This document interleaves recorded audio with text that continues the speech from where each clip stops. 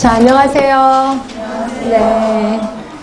자, 우리 지금 어디 할 거냐면, 우리 지난 시간에 환경은 얼추 다 끝난 것 같은데.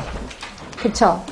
아, 저거는 안 했구나. 식물성 자연독까지 했죠? 네, 했고.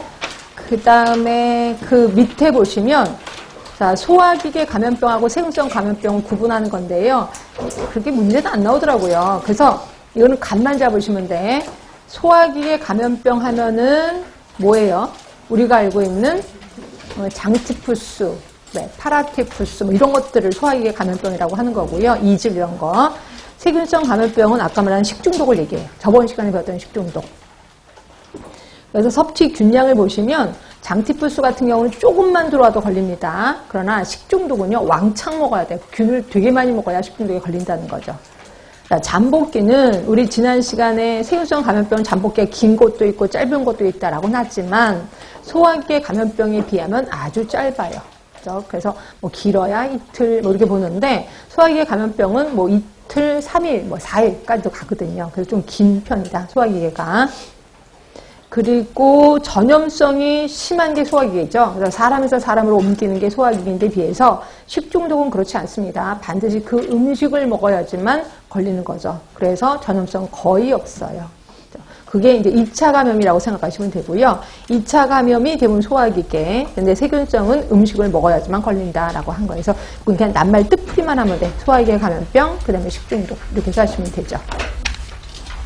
자, 뒤로 가시면 기타 식중독 그래서 이것도 그냥 저는 슬쩍 넘어갈까 합니다. 이 중에서 이콜라이, 그 다음에 O157이야. 5야. 0이 아니라 O157. 그래서 이게 그 유명한 햄버거병이에요. 햄버거병.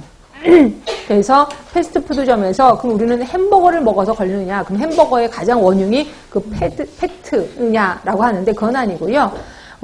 말 그대로 패스트푸드점에서 나오는 음식에 의해서 걸리는 거예요. 거기에는 햄버거도 있고, 그 다음에 우유도 있고, 그 다음에 사이다도 있고, 그죠? 그 햄버거 안에는 패트도 있지만 상추도 있고, 이런 것들이 오염이 됐어. 그래서 걸리는 게 이콜라이 O157이라고 보시면 돼요. 그래서 일명 그냥 햄버거 가게에서 생기게 된 햄버거병이라고 하는 거고요.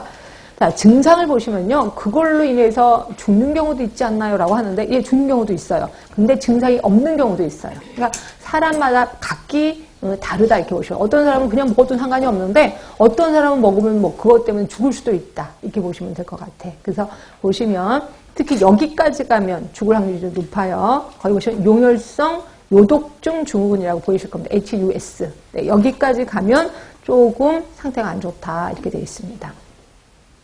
근데 이것도 모든 사람이 다 똑같이 걸리는 게 아니라 어떤 사람 걸리고 어떤 사람 안 걸리고 이렇다는 거죠. 자, 이렇게 있고 나머지도 그냥 보시면 돼. 뭐 캠필러박터, 리스테리아 이런 거 그냥 슬쩍 넘어가겠습니다. 그 다음에 옆에 가시면 체크포인트에 햇섭. 들어는 보셨을 거예요. 햇섭. 그래서 이거는 두 개의 단어가 합쳐진 건데 HA라는 단어하고 CCP라는 단어가 합쳐진 거거든요. HA는 위해 요소야. 그 다음에 CCP는 중점 관리. 결국 위해 요소를 찾아내서 그거를 중점 관리해 주겠다라는 말이거든요. 그 위해 요소가 뭔데요? 그게 가로 3번에 있어요. 위해 요소 5가지입니다. 일반, 공정, 생물학적, 화학적, 물리적 위해 5개고요. 이거를 중점 관리해 주겠다. CCP. 그래서 시설, 설비, 위생 유지, 기계, 기구의 위생 등등등.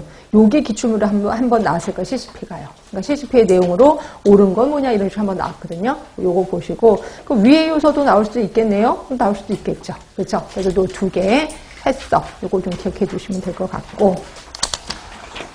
자, 그 다음에 뒤로 가시면 식중독의 예방 그래서 이것도 가벼운 마음으로 좀 보세요. 일단 근데 1번이 좀 특이하지 않아요? 안전을 위해서 가공된 식품을 선택하래. 우리는 안전을 위해서 자연식품을 선택할 것 같잖아요. 근데 자연독이 있잖아. 예, 그것 때문에 가공된 식품을 선택하라라고 되어 있는 거고 그 다음에 6번째 보시면 날 음식과 조리된 식품이 섞이지 않도록 해라. 그래서 그러니까 조리된 식품이 있어요. 근데 날 음식 그게 안에 식중균이 들어가 있어. 그러면 얘가 조리된 식품 안으로 들어가면 조리된 식품조차도 이제 감염이 되는 거죠. 이걸 우리 뭐라고 하냐면 교차 감염이라고 해요.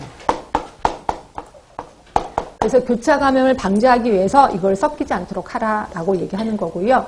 그 다음에 10번째 보시면 깨끗한 물을 좀 사용해라. 깨끗한 공기 아닙니다. 물입니다. 예, 그래서 이것도 가벼운 마음으로 보시면 될 것 같고. 자, 그 다음에 폐기물 처리가 있는데 얘도 거의 나오진 않아서 근데 저는 그냥 기본만 가르쳐 드릴게요.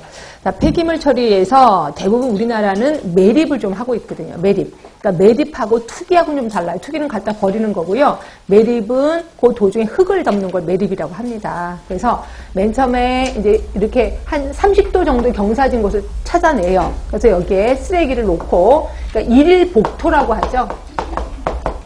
오늘 일이 다 끝났어. 그럼 쓰레기를 갖다 버리고 그 다음에 여기다 그냥 하는 게 아니라 흙을 덮어요. 그건 일일 복토라고 합니다. 그리고 그 다음날 또 쓰레기를 해. 그 다음에 또 흙을 덮어. 그러고 나서 우리 또 주일 복토라 해서 일주일 복토가 있거든요. 일주일이 되면 우리 토요일날 놀잖아. 일요일날 놀잖아요. 그래서 일주일이 되면 또 일주일에 한 번씩 더 많은 흙을 덮어요. 이런 식으로 쭉 해갖고 여기 한 3m 정도가 되잖아요. 3m 이상이 되면 여기 흙이 있더라도 3m 이상이 되면 공기가 잘 못 들어간대요. 그래서 이게 완전히 썩게 된대요. 이게 이제 혐기성으로 가게 된다는 거죠. 이제 흙이 있다는 거는 호기성으로 가야 되는데 3m가 넘어가면